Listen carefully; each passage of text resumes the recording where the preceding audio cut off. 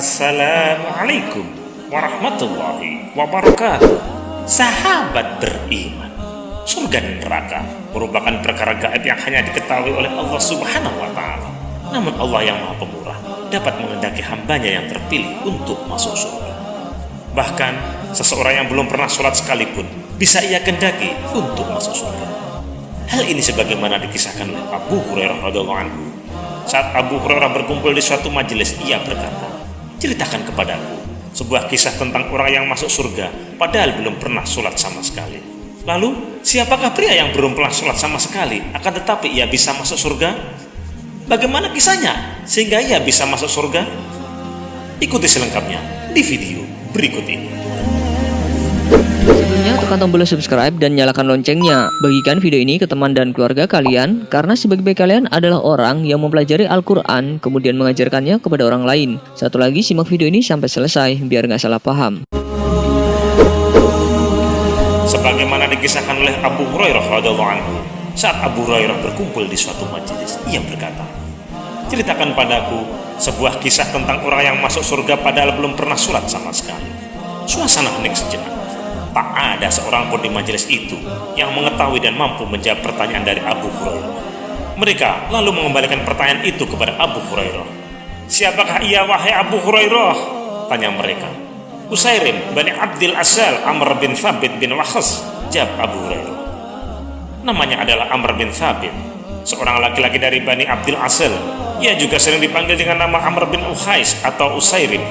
Amr bin Thabit pernah diajak memeluk Islam, namun ia menolak karena kaumnya.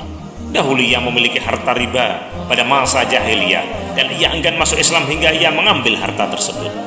Suatu ketika datanglah waktu perang Uhud. Amr bin Thabit bertanya, "Di mana anak-anak pamanku?" Orang-orang pun menjawab, "Di Uhud."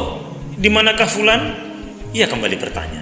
"Di Uhud," jawab orang-orang. "Lalu di manakah fulan?" "Di Uhud," jawab mereka.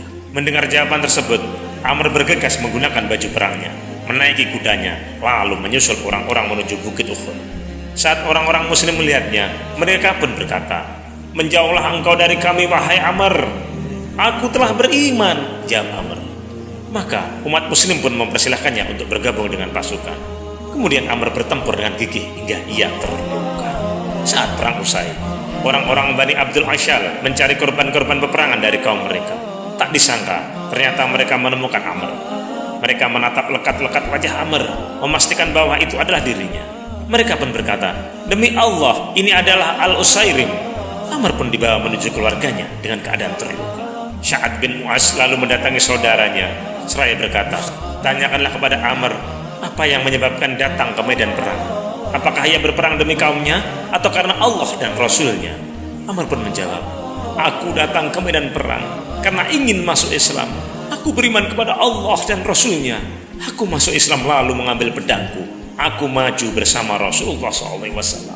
Dan aku berperang hingga aku terkena serangan." Tak berselang lama, Amr pun menghembuskan nafas terakhir di rengkuan tangan kaumnya. Mereka pun menceritakan kejadian itu kepada Rasulullah SAW. Beliau kemudian berkata, "Sesungguhnya ia termasuk penghuni surga." Amr pun dicatat sebagai penghuni surga, padahal ia belum pernah melakukan sholat sama sekali. Demikianlah Allah Subhanahu wa Ta'ala dengan mudahnya membolak-balikkan hati seseorang. Ia memberikan hidayah kepada orang yang dikehendakinya. Kisah Amr menunjukkan bahwa rahmat Allah begitu luas, betapa besarnya kasih sayang dan kemurahan Allah, hingga orang yang belum pernah sholat sekalipun dapat masuk ke dalam surganya karena ketulusan dan keikhlasannya memeluk agama Allah Subhanahu wa Ta'ala. Allahu a'lam bishawab. Semoga bermanfaat. Wallahul muwaffiq ila aqwamit thoriq. Wassalamualaikum warahmatullahi wabarakatuh.